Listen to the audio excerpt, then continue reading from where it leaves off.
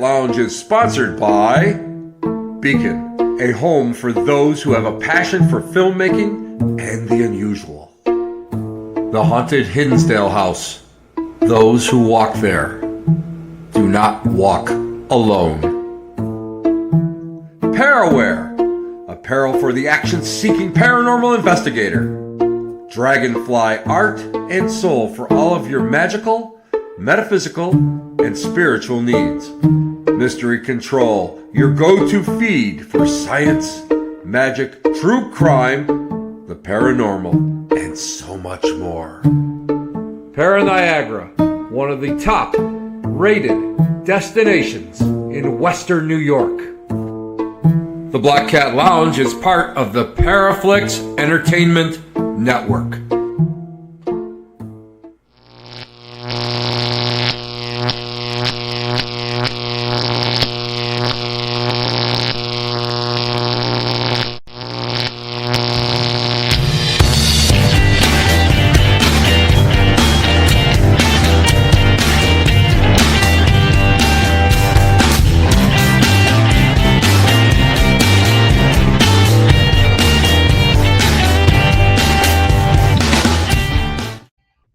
Everybody, Tim Shaw here, and it's so great for you guys to come back and hang out on a little frosty December evening. Now, here in Western New York, it's not too frosty.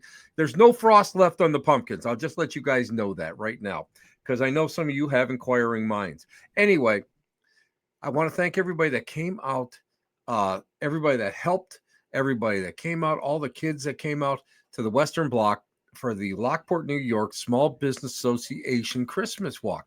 And you know how much moi loves kids, right? You know how much I like kids.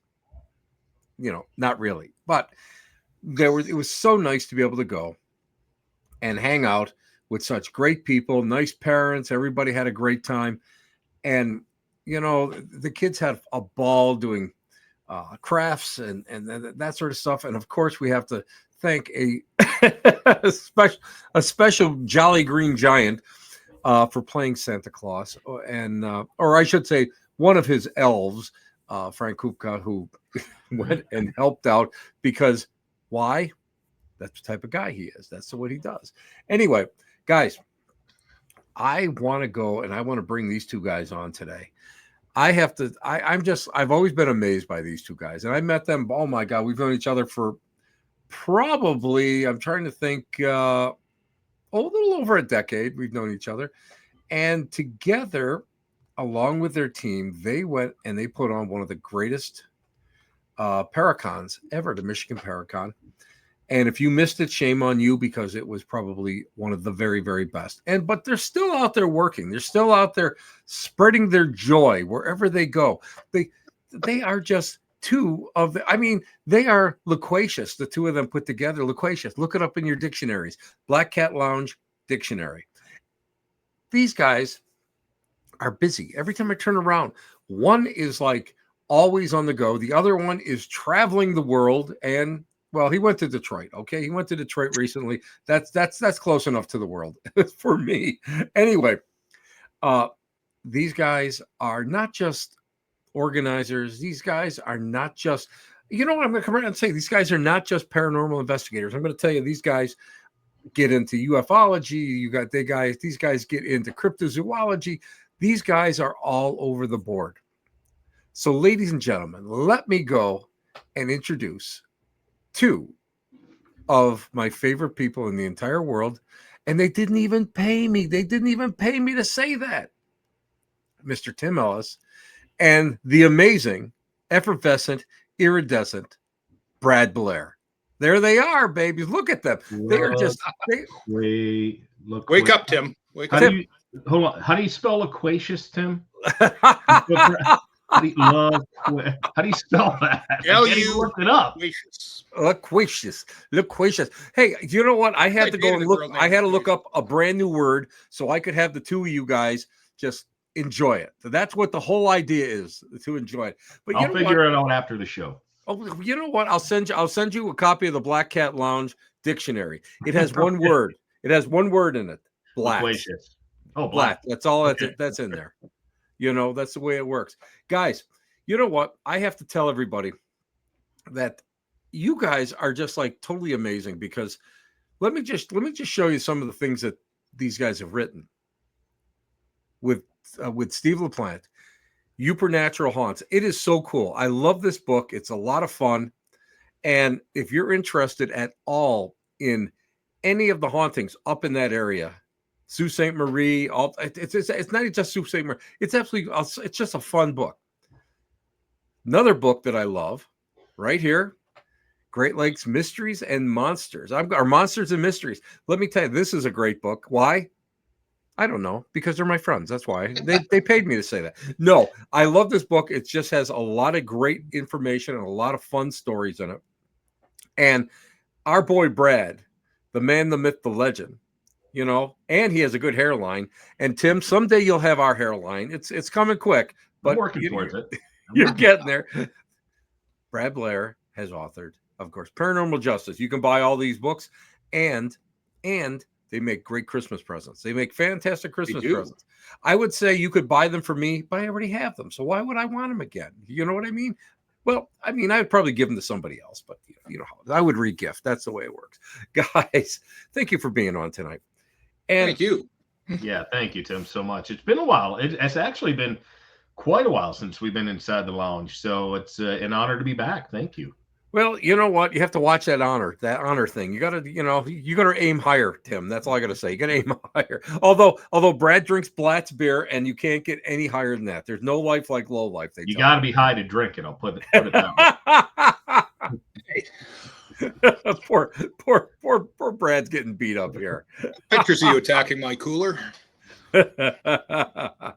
Hey, guys, let me just ask you. You know, I mean, we've talked about this, about how the fads are going, how things are going in, like, you know, streaming and TV and everything in production. We talked about how, like, sort of how the paranormal is kind of like starting to slip away a little bit, but it's being replaced by what, like legends, lures, cryptos, and all that. Do you think that that's a theme that's going to be kind of present now for a while? I think so, Tim. I think obviously at some point that whole paranormal wave is going to come back in. It got so saturated, though. I mean, you had shows on every channel. You had nonstop shows. The Travel Channel became paranormal TV for the most part. True. But yeah, it was interesting to watch. And I mean, hey, it was a hell of a run. You look back when Ghost Hunters started in 2003, 2004, and we're sitting here in 2025, and that just ended 2 years ago now. Right. So, and everything that built on that, but yeah, everything seems to have kind of shifted a little. There's always weirdness out there, and there's always a crowd of weirdos and our people, you know, the creepy folks out there that follow us. You know, that demographic is always going to be out there. Mm-hmm. And it just seems right now, and just as an example, Tim and I were working last year with a production company doing a little bit of filming for a potential project, and they said flat out, no ghosts. They wanted cryptids, they wanted UFOs, they wanted unsolved mysteries. Right. They did not want the strict paranormal, the hauntings. They said that is kind of a taboo right now as far as production goes. So that just, you know, to us, that was a little bit of an eye opener. See, I have to agree with you. I have to go agree with you guys because of the fact it's like it's been paranormal for so long, and paranormal is still popular. Don't get me wrong, guys. Don't get me wrong. There's still going to be popular paranormal shows, especially on streaming. That's a mainstay. But I think why do you think there's this shift? Why do you, Timmy?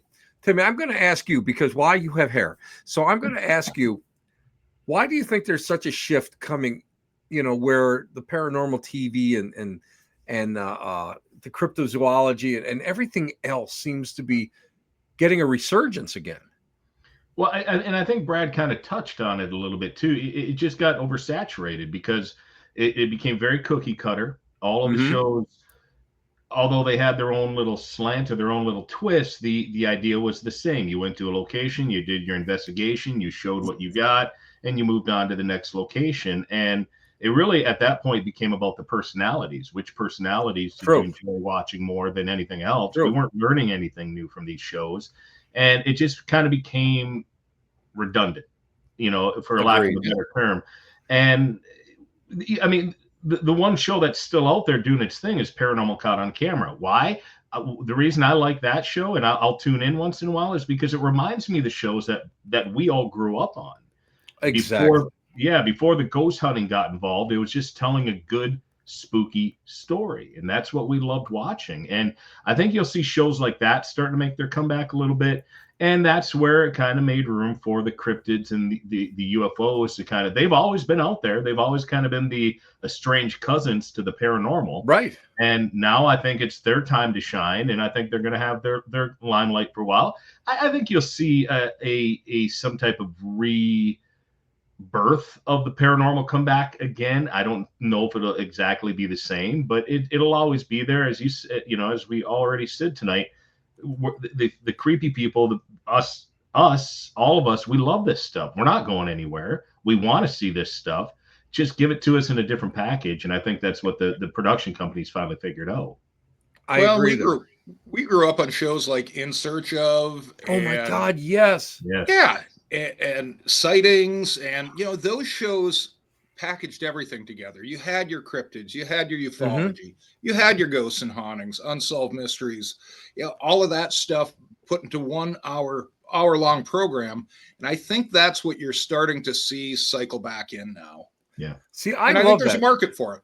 I think so too, because of the fact that here's always been the problem. Before we get into monsters and all that other stuff, I wanted to ask you guys more about this because of the fact that you guys are in the know, because you guys definitely had your fingers on the pulse beat of everything that was going on. And I personally have noticed when you guys were doing the Michigan Paracon, I could see the shift. I could see the shift in people coming, and the type of people coming and what they were looking for. And I always thought that this was something that was natural, because let's face it, us creepy people, the three of us especially, and just for the audience to know, none of us are wearing pants at this very moment, but that's neither here nor there. But just to let you guys know that I never understood the division between all of the modalities. If you were a paranormal guy, you definitely were not into into cryptozoology. If you were in cryptozoology, you were into UFOs and UFOs likewise, but you weren't really into the paranormal. Whereas what I don't understand is, to me, again, we all grew up in that era where there was such cool stuff on TV and everything was mixed together. And every Friday night or Thursday night, you'd hurry up, take your bath and get your homework done so you could watch one of these shows on TV. And why do you think that there's such a, I don't want to say division, but like walls in between each of these little modalities? Tim and I talk about this quite often. I think it's I think the ghost and paranormal people are a little more open to the other fields as well, and all of the creepiness. Mm-hmm. You look at the ufologists and the UFO people. They're, in their mind, and they're scoping out the scientific aspect of it. They're looking at that. They don't want anything mixed in. Well, we don't want. I can remember having Stanton Friedman at Michigan Paracon. Oh my God! Yeah, he was great. Stanton was amazing, and there were people that drove up for 3-4 hours just to see Stanton. Yeah, he was amazing. He didn't want to get too involved with the ghost people. And then you've got the cryptid people, and they're the other side of it. These are animals. There's a little bit of crossover with possible monsters and maybe some supernatural into that. But they also kind of stay away from the ghost people. Us ghost people were kind of nuts. So those of us that could embrace it all, I think, one man's Billy Konkoleski, who's the head of MUFON for the state of Michigan. Yes. He's got some books out. I was reading one of Bill's books and got to know Bill. We've gotten to be friends over the years. He's a great guy. Great guy. He is. He's explaining in the book how he believed some type of extraterrestrial force was coming into his room at night and rearranging things. Things would be moved, be missing, where with people in the paranormal field would look at this as poltergeist activity. And, there's just these different crossovers that everything seems to revolve back together. But you do have those certain types that want everything separated. Exactly. One of my favorite crossovers that I always loved was in the ufology world.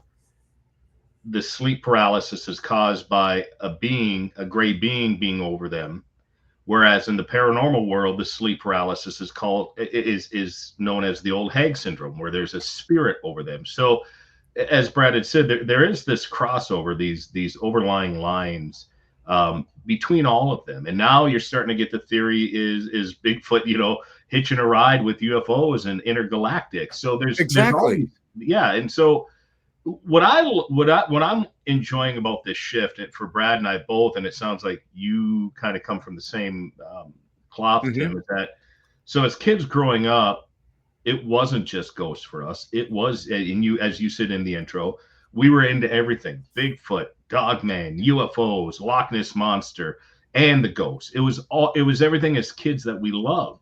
Right. But then as we kind of grew up and started to put the team together, and the popularity of the TV shows weren't far behind that, our focus really went to the paranormal. And then all of a sudden, Brad and I sit down to write Great Lakes Monsters and Mysteries, and it really kind of opened up the doors again for us to remind us what we loved as kids, the legends and the monsters and the mysteries other than the ghosts. And exactly. And then shortly after this book came out, all of a sudden we started to see the shift happening, and we're like, "Oh, we were right on the cusp of that, not even realizing it at the time." And so, for us to see the ufology and the cryptids coming in, that's great for us because we love that as much as we love the hauntings when we were kids. See, I like the whole idea of it being gestalted. Everything, you look at everything as one photo, as one picture. And you don't have to take it apart. You can go and accept each and every thing that's going on, and you can almost admit that there is an interconnection somewhere, somehow. I remember talking to an exorcist about, because I don't believe in angels and demons, but I believe in energy. And he would go, "What is this? What is this?" And I would say, "Well, that's this or that's that. That's parasitical." He goes, "It's just semantics. That's all it is. It's just a name." He goes, "But basically across the board, we're seeing all these similarities." And that's what I thought was so great. And that's why I wanted to bring you guys on tonight, because you know what I heard? I have recently heard that there was a sighting by the Mackinac Bridge. Did you hear about that? Did somebody get a photo of something that was by the Mackinac Bridge? In the water or the sky? In the water. Did you hear about that? Well, No. I have a copy of the photo here. Oh boy. Good looking fella. How did I miss that story? I had to, you know what?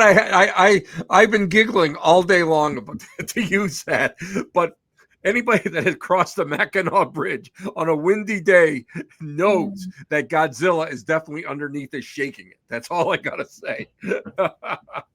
But let's talk about this. When we start looking back, now I know as a folklorist myself, I've done a lot of research in the Lake Erie, Lake Ontario region, and there's so many different there's so many lore, there's so many ancient lore and legends that Native Americans have had concerning these sea serpents. And that you guys now live up where the Great Lakes are the deepest. So what are a couple of the legends and lores of that area where now you guys are up? I'm trying to correct me if I'm wrong. Lake Superior, Lake Huron, correct? Huron's below you, right? Isn't that and Lake Michigan? Yeah. So Lake Michigan and Lake Huron connect right underneath the Mackinac Bridge. So both of them are right below us, and then from Huron comes the St. Mary's River, which then connects to Lake Superior. So what are some of the Native American legends and lore of that area? Because again, sea serpents are just part of a general it seems it's almost like a universal thing when it comes to the Great Lakes region. Yeah. Yeah, sea serpents are a big part of it, and they do go back heavy into Native American lore. I mean, and all of the interconnected Great Lakes. I mean, it's one of those things that you can go back to the Seneca on Lake Ontario. They had Gossi Yes. which was the sky dragon that fell and landed in the lake, and it would tip over boats and devour somebody if they were out in rough waters. And it was almost looked like more of a cautionary tale with it. But when the Europeans started showing up, they started seeing all of these serpentine creatures that they were reporting they had no idea what they were. And they were describing 18, 25-foot creatures swimming along the boats, the shape of barrels that were heading through the waters. Up here in Lake Superior, we have kind of a unique culture to the west of us in what we call the copper country. These were huge ancient copper deposits that were over in the Keweenaw Peninsula area. Up in that range, they had something that was called Mishipeshu, which was the great horned water panther. So try and figure this amalgamation out. It was a panther or a mountain lion, I guess it would be in this area, that had the horns of a steer and spikes running down its back, and it lived underwater. It was probably the most fearsome thing that they could think of to try and ward off other tribes and people, because the native tribes weren't all friendly and living together in harmony like gets put out there too often incorrectly. I think nowadays there were a lot of warring parties going back and forth, and they didn't want another party of Native Americans coming in and stealing these copper deposits. They were using them for making tools, jewelry, trading.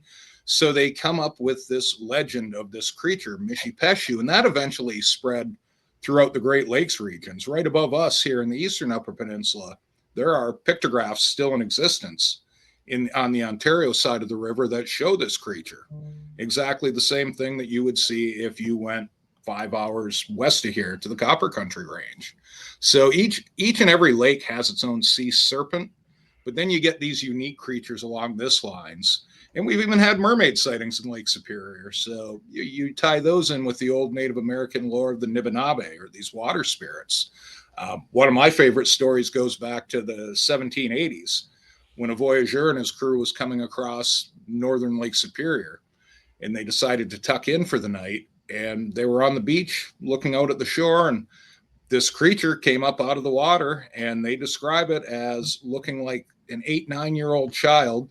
It went back under, came back up a little bit closer, and this voyageur, Venant Saint Germain, grabbed his rifle and went to take a shot at it, and he got tackled by their Native American guide, who said, no, Nibinabe, very sacred. You harm, we're all doomed. So one thing that comes to mind with this is it startled the hell out of these European voyageurs, but the Native American guide didn't seem overly shocked by it. So there was some recognition to it, thinking that they've seen these things before, whatever it might be out there in the lake. She was the one that knocked him over. This guy was so disturbed by it, he went and had sworn testimony taken down in a Canadian court years later that this is what he saw. He was standing by it, and he wanted it documented. Do you think that because of the spread of when we were talking about the Euro spread throughout North America, when the Europeans started to spread further and further, do you think for some reason that these sightings of creatures started to decrease?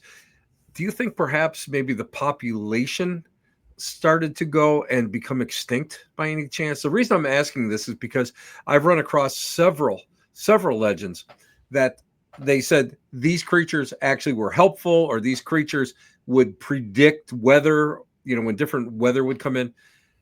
But as the French started to move westward, and then the English, of course, after them, there was less and less sightings. Do you think that's because they became extinct, or do you think that is because the Native Americans may have gone and just decided to kind of hide them and not go and comment upon them anymore? Right there. That's Knuckles. Hi, Knuckles. How you doing there? But do you think that there's a reason behind it? Do you just think that perhaps they started to go extinct? They were here, and then like so many other species, they just naturally left, or not left, but died off.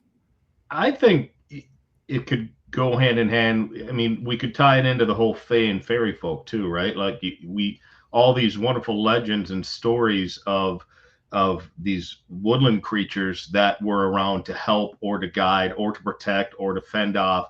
And then all of a sudden, as population grows, we're not seeing them anymore. Right. I think that goes hand in hand. I almost think that I would agree with what you said, Tim. I think as population grew and technology grew, we didn't need them as much or want them as much. And for that reason, whether they left on their own or was it a thing where the belief had to be, I don't know. That's the beauty of the mystery of it, right? But I think a lot of it has to do with as technology grew and population grew, we just didn't need them the way we used to. I think the other thing. Go ahead. I'm sorry, Brad. Go ahead. No. I think the other thing too, though, is we don't look for them like we used to. They're not part of the culture. I mean, you go back to Native American lore and even earlier in European lore, these were just an accepted fact. These creatures existed and they were out there. And I think as that kind of faded off and people don't really pay attention as much. Well, let's face it, people don't pay attention to their surroundings like they used to anyway. We're walking around on our phones all day or another device. I think one exception to what Tim was hitting on too, though, is speaking of the Fae and fairy lore. Here in northern Michigan, there's a place called Mackinac Island, and we have regular experiences with these light beings. And I've had a personal one myself where these things zip up to you. They obviously have some type of conscious because they stop early. They went around us. And you go back to some Native American lore would consider these Pukwudgianini or Pukwudgies, but they're more of a fairy type creature, and they're believed to be tricksters. And these things have been around forever if you go back into Native American lore.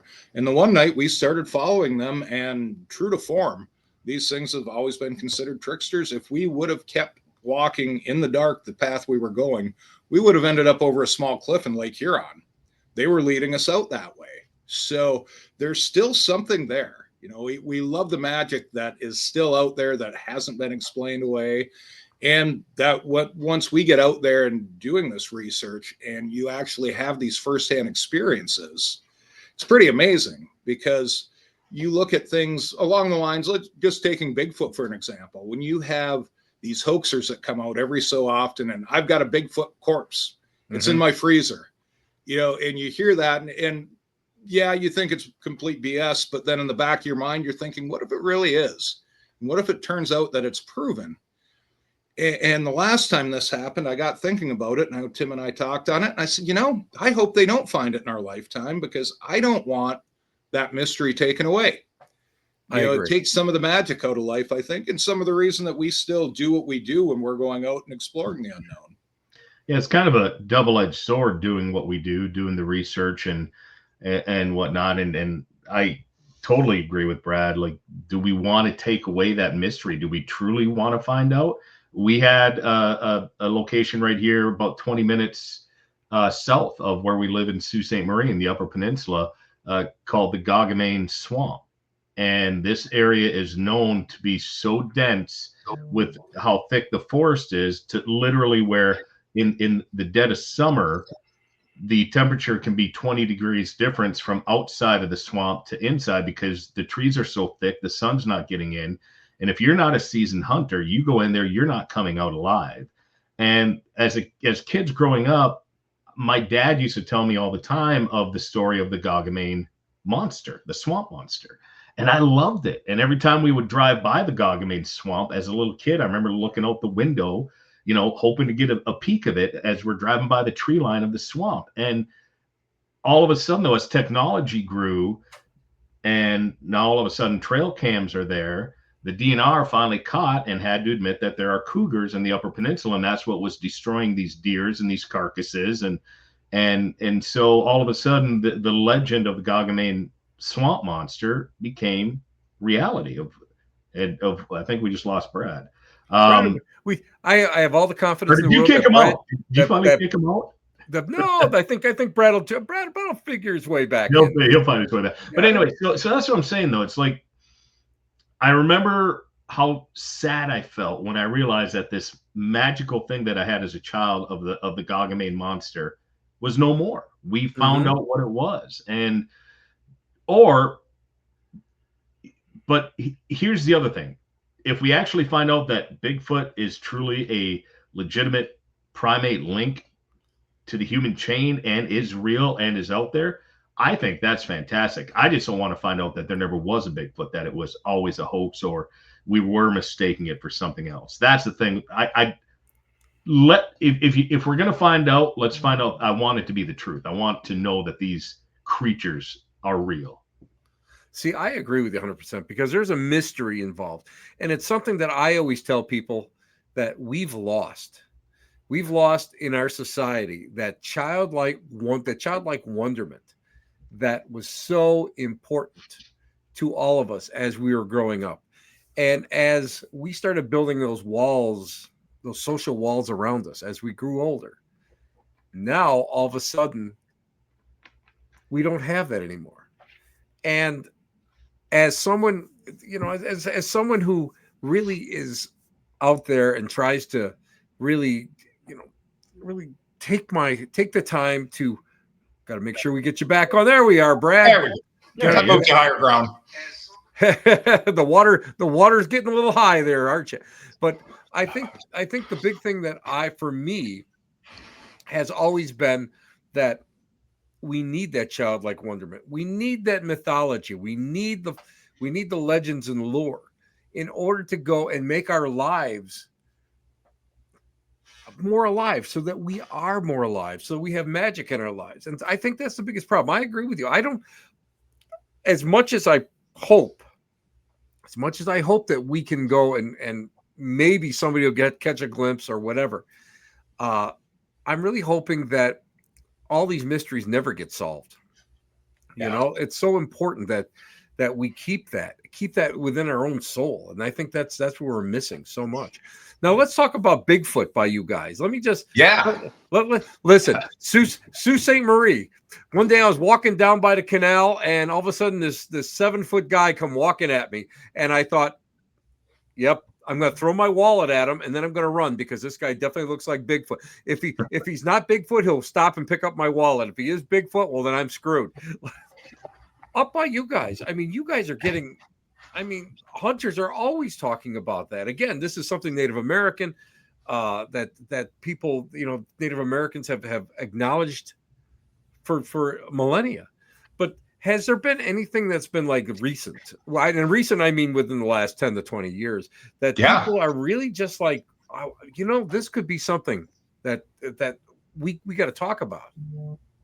Yeah, Tim and I have gotten called on a couple of cases. Go ahead, Tim. Take that Dafter case, please. Because you were the one in Dafter. Yeah, about 4 years ago now. Was it 4? Yeah, I think right after COVID. It was just COVID. Yeah, 2021, I think, or 2022. We were called up by a lady who lives in a town called Dafter, which again is about 10 minutes from where we live. Even more of a rural area than our hometown of Sault Ste. Marie. Very much surrounded heavily by woods, but also by preserves and water and vegetation. The surrounding that a creature like Bigfoot would need to hide and survive and live in. And she said the one night, the night prior to her finding the footprint, she was doing dishes in her house. It was raining pretty heavy that night. And her 2 dogs were just absolutely losing their minds in a way that they never had before. They were just barking up and looking outside, and she couldn't figure out what it was. And as she's sitting there doing dishes, all of a sudden, she sees this dark figure from like chest up walk right by without even looking at her, just walking right by the kitchen window where she was doing the dishes. The thing is, that kitchen window from the bottom of the ground up is about 7 to 8 feet tall off the ground. No regular human would have walked by, and you would not have seen someone walk by. And so that, of course, freaked her out. The next day, she goes for a walk with her dogs.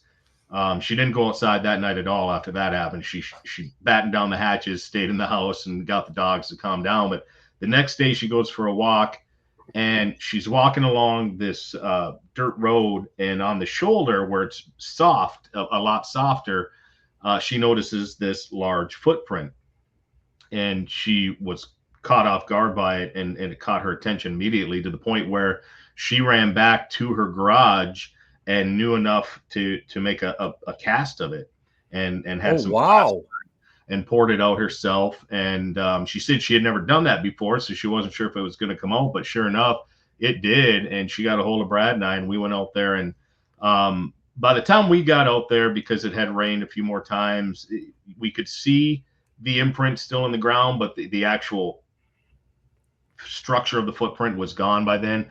But the cast she made was outstanding.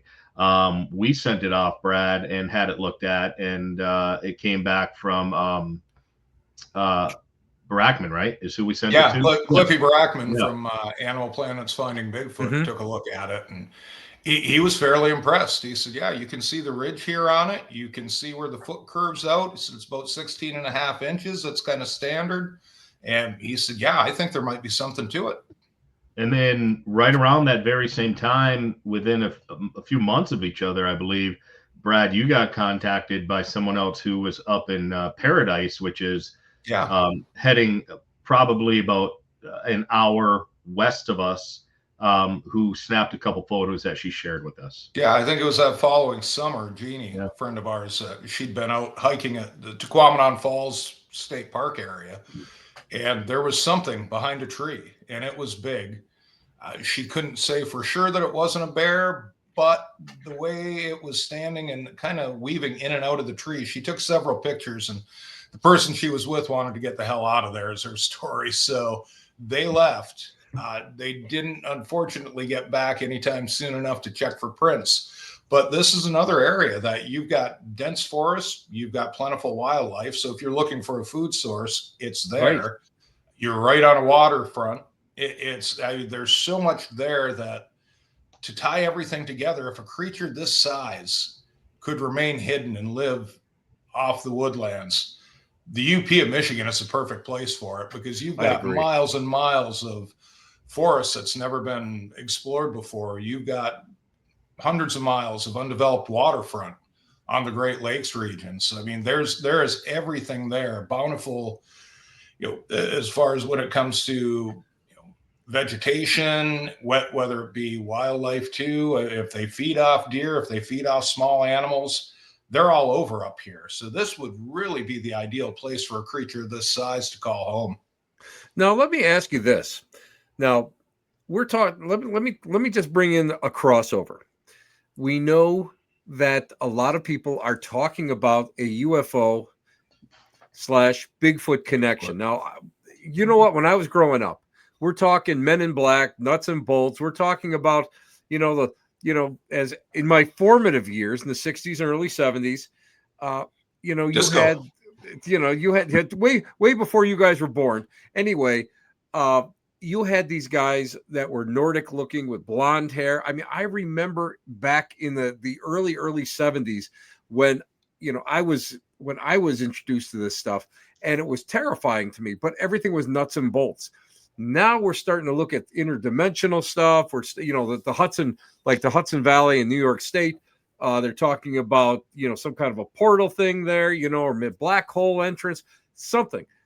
What's your opinion about, and I wanted to ask you guys this, what was last time I saw you, what's your opinion on, let's say, the UFO / Bigfoot connection? Because we know that, like, researcher Stan Gordon in Pennsylvania, he published a book that's nothing more than combo sightings, UFO, Bigfoot. What do you think about that? Do you think that there is a correlation, such as in Pennsylvania, I believe it's the 1966 case at Beach 6 at Presque Isle State Park? Do you think there's something to that? No, it's a good question. It's one of those things. from the research that I've done, and I think Tim and I have done together, you have the question of if Bigfoot is out there, if the dog man is out there, if all of these forest creatures are out there, why aren't we finding bodies? Right. Why isn't there that corpse that's out there? Where are they going? So I think it's, I don't want to offend and say it's a lazy person's theory that, well, they get taken away by UFOs or they're interdimensional and they disappear. It just seems there should be something a little more cut and dried on it. But we've seen some strange things through the years, so I can't, I guess, totally poo-poo on those ideas. But in my frame of mind, I think when it comes to cryptids, they're part of this world. See, I agree with you. I agree wholeheartedly with you, because I'm having a little bit of trouble trying to justify that connection. Mm-hmm. But I know enough. I don't want to be like the amazing Randy and say, absolutely not. I want to be someone who is open to all the possibilities. Hey, here's one. What do you guys think of this? And I love this. I absolutely love this topic. The Michigan Bermuda Triangle. What do you guys think? I'm going to tell you what. Every time I fly out of Detroit and I head up to you guys, I swear to God that the Detroit airport is part of the Bermuda Triangle or of the Michigan Triangle. It's definitely high strangeness. Yeah. The Michigan Triangle is actually part of Lake Michigan. So if you're flying from Detroit to the Sioux, you're pretty safe. You're not heading that far west to the state. You're okay. But if you're going to leave Detroit and head to Marquette, the west end of the UP, then I'd be a little more worried, because you're going to cross through what's become known as the Lake Michigan Triangle, which when you start to do some little digging into it and some research, there's some pretty interesting mysterious disappearances. Yes. One actual commercial air flight that completely went missing. Yeah. They did find some wreckage and some seats, but from what I remember, no actual bodies were ever found from that wreckage, though, which was very interesting. So yeah, we've got our own Bermuda Triangle, Lake Michigan. Lake Michigan is a weird lake of all the Great Lakes because of its shape. It's very long, and the shores are very close to each other from the Michigan side over to the Wisconsin side and Illinois side. And so because of that, and the way the winds can hit the lakes can cause these wicked storms to pop up and these huge waves to create quicker than any of the other Great Lakes, which has caused a lot of shipwrecks in that area. But again, that the whole commercial air flight packed full of passengers that went missing with no bodies ever found. I mean, how do you explain that stuff? That stuff is just, it blows my mind. And again, it's what keeps us digging into this stuff. My favorite story out of the Lake Michigan Triangle, there was, I can't think of the name right now. I believe it was a schooner, though, in the early 1900s that was sailing through the triangle. And the captain said, well, we're out in clear waters now. I'm going to go down to my quarters and get some sleep, get a little shut-eye. And they started coming up towards port. And they said, well, go get the captain. They went and banged on the door and nobody answered it. But it was locked from the inside. They kicked the door open and nobody was there. He'd vanished. He was never seen, heard from again. There was no other egress to his quarters. It was only the one door. It had been locked from the inside. They had to physically kick the door in and nobody was there. Wow. Just complete disappearance. See, weird stories like that are all over in the Great Lakes. I have to say that, it's when I started looking into, again, mostly Lake Erie, Lake Ontario region, along the Seaway Trail area, I started finding small bits and pieces, but nothing as, I would say, as recent Lake Ontario's got a lot of UFO activity, but you guys, as we're heading up north and west, you guys seem to really be centralized. Do you think that it's like something that may be geological in nature? Because I mean, I'm a dowser. I believe in ley lines. I believe in all these little energy things. Do you think that that may have something to do with it, and why you, and outside of, like, again, you guys have miles and miles and miles of pristine woodlands up there which can hide something. But do you think that a lot of these disappearances or appearances of, let's say, just creatures that have never really been zoologically categorized, do you think it's because of the geology? Do you think it's the energy? Do you believe like there's energy sources that come out of the ground there? I'm a big believer in that, especially if you do believe in the ley lines and the energy that comes with that. When you look at one of the, well, a couple of the talks we have, but specifically the one that we do on alternate history. And there's a couple maps that we have found that have been put together of ley lines coming through the Great Lakes, and specifically the area where we live. There's one map that literally has our hometown, Sault Ste. Marie, as this ridiculous hub Really? of all these ley lines coming right out of it to all these specific spots across the globe. And it's absolutely mind-blowing when you start to look at that map and you realize, then you start to put your own little pin dots of mysteries and disappearances and everything else that fall within that area. It's like, all right, there's got to be something to this. It's absolutely mind-blowing. Machu Picchu, Easter Island, all of these different places that connect, that you have these connected places that all go right through Sault Ste. Marie. It's quite bizarre. Really? No, I did not realize that. I'll have to send you that picture. Yeah, definitely. Because I've often wondered, because of the fact, I mean, if anybody that has done any kind of research in ley lines, especially when it comes to paganism and then later the Christianity, you start seeing correlations. You start seeing it coming from a central hub radiating out. I never knew that about Sault Ste. Marie. But let me ask you this now. We do know about like many of the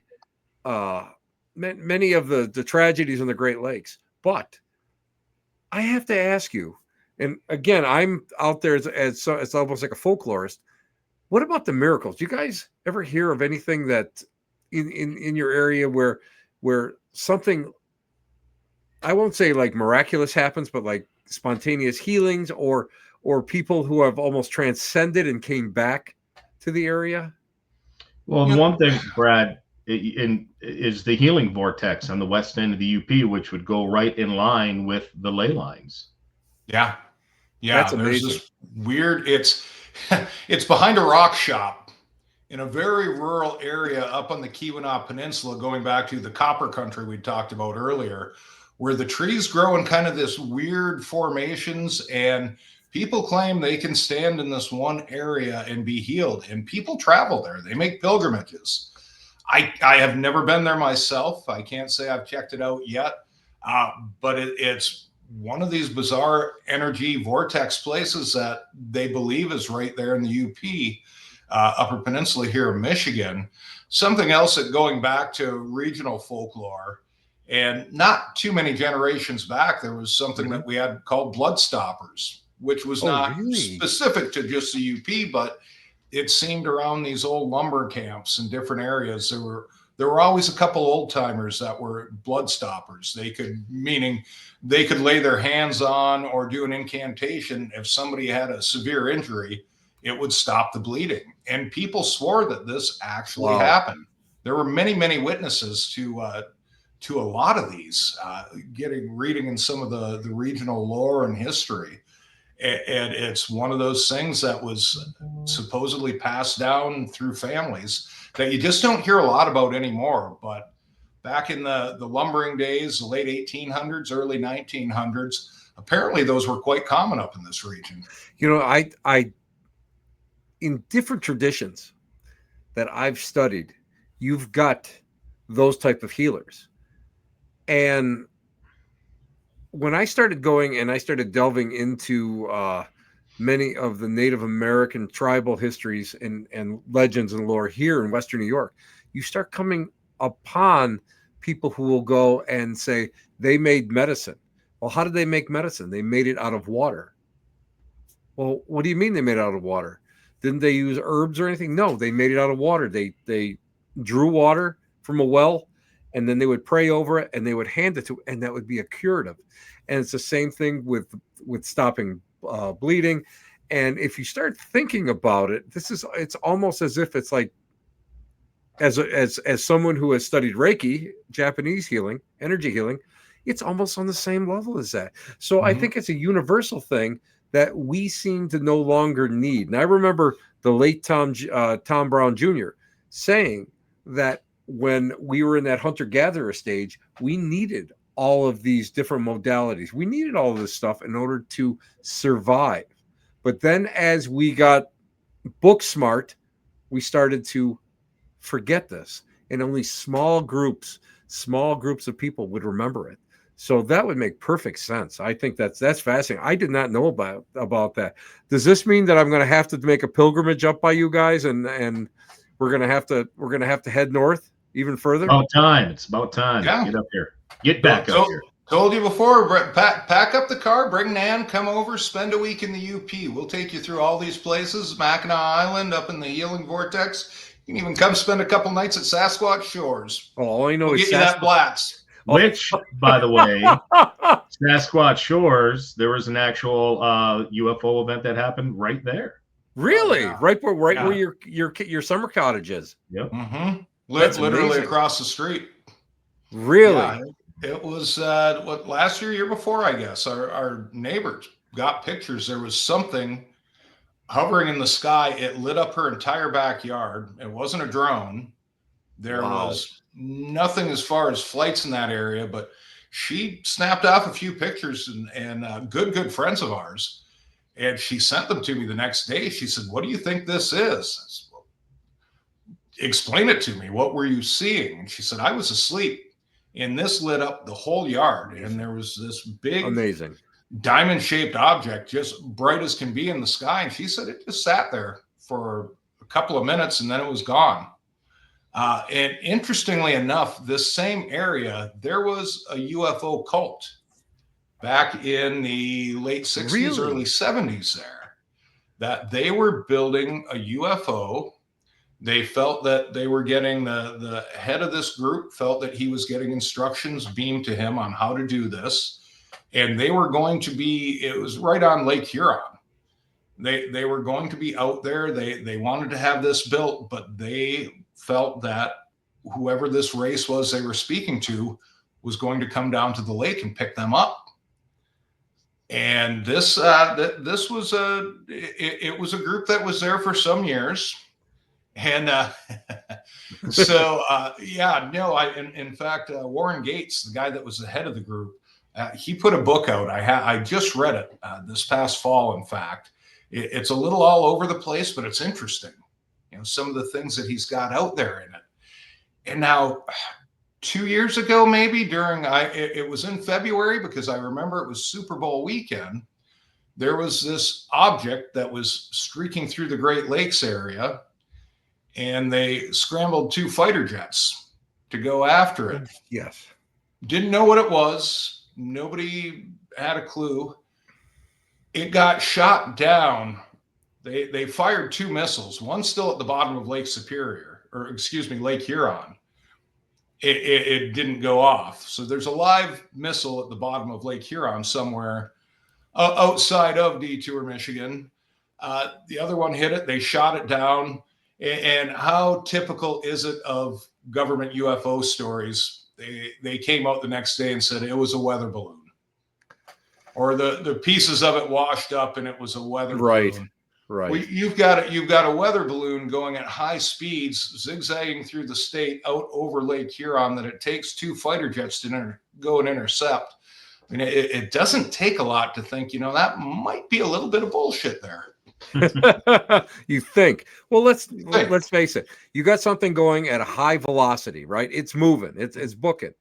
If it was a weather balloon, well, don't you think it would have been like, remember a few years ago when we had the Chinese weather balloons that were traveling across the United States and how long it took them to get from one side to the other. Yep. There's no way. This had some type of propulsion. Yeah, because exactly. they were chasing it in jets. So I agree. And Guys, we had a friend, just to end up on it. We have a friend that was in a position that they had security cameras that were facing that area.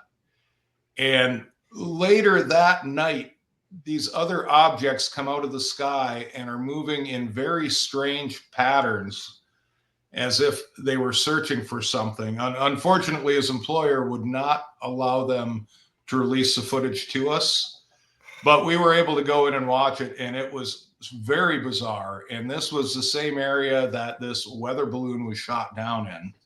Amazing. Mm-hmm. That's amazing. That's amazing. Guys, it's an hour already. I can't believe it. Crazy. And you know, we haven't even had a beer yet. No, there's nothing. Nothing, as a matter of fact. I'll remedy that after the show. But anyway, how can I don't know what's next on your guys, because I know you guys are all over the place. Tell everybody how they can get more information about you guys, because you guys are outstanding speakers. You guys are great presenters. How, what you guys are doing, how can they buy your books, and most importantly, where they can buy Blatt's beer. Well, Hillside Party Store in Munising is my go-to. You can just call Tim at 906-440. So as far as our recent projects we're working on, this past summer, Brad and I just fully launched our brand new Haunts and History tour here in Sault Ste. Marie. We're doing that, a walking tour, and we've also teamed up with a local tour boat company, Famous Sulaks Boat Tours, and we're doing river haunted cruises as well. With that kind of a travel companion, if you will, Brad and I this winter are sitting down to actually write a haunted Sault Ste. Marie book. There's none out there. No one's done one. So we're going to be working on that book this winter. And some of us are working on it right now, but Tim will some of us are still working. But other than that, Brad, rattle off all of our social medias where they can find us. Yeah, hit us up on, you can get us both direct at Facebook or Twitter. We've got Creaking Door Paranormal Radio. We've got our social media sites for. If you message us at our team page, at Upper Peninsula Paranormal Research Society, any of those places you can reach out. UpernaturalHaunts.com is our main website. Hit us at any of those. We'll be, what do we got coming up this winter yet, too? We've got the Missouri Paracon that Mr. Tim Shaw will be at in Kansas City the end of February.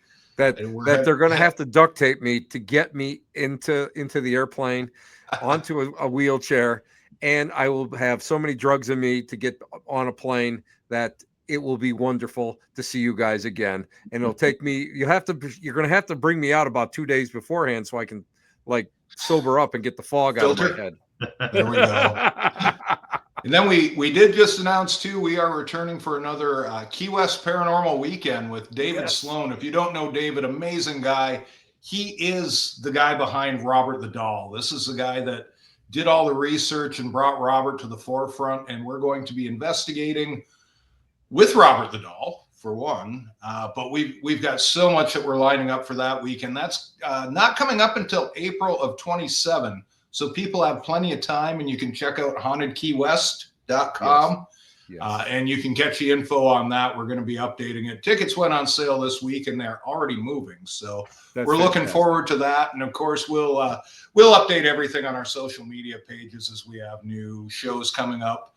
A lot of stuff that we're working on right now for next summer into the fall as well. So yeah, if you're not following us on social media, shame on you. Do so. That's right. That's right. Wait a minute. There. The official Black Cat Lounge. And if I say shame on you, you know that you got to do better. You got to do better. That's all there is to it, because shame on me for just being me. But anyway, guys, thank you so much for being on the show. I always loved you guys. And you know what, again, in Dundee, it was just so nice to see see you guys. And I got a chance to see Brad earlier in the year in Virginia, you know, and in That all was his in his resplendent glory. And Tim, I have to say that you're just a true humanitarian. You're just a scholar. You're just a beautiful human being. And I'm sorry that Brad makes you drink that swill that they call beer, but you know, it's the way it is. Stick around, guys. Stick around so I can thank you properly off the air. And you know what? Keep going. Keep going out there and doing what you guys do, because you know what? In all honesty, an old dog like me gets inspired when you two guys like you go out there and find that joy and that passion to be able to go and be just a part of the mysterious community that we're all living in. So stay tuned. Just stay put for a couple seconds there, guys. Just stay put. Don't let Bigfoot run off with Brad and Tim. I know there's UFOs hanging around you right now, so let's not beam off Scotty so that you can stick around. He's waiting for his nightly probe. Yeah, well, I can't even comment on that. Anyway, we'll talk in a couple seconds. Guys, I love them so much. They are just two of my favorite people in the whole world. And I'm so thankful that I know them. And, you know, they're the greatest. They've always been so great and so nice to me. And you know what? I think that my life is enhanced because I know them. So, guys, take care. We'll see you next week. Where? At the Black Cat Lounge, where the elite meet next to the dumpster transfer stations. Ciao, babies. Be good. Be kind.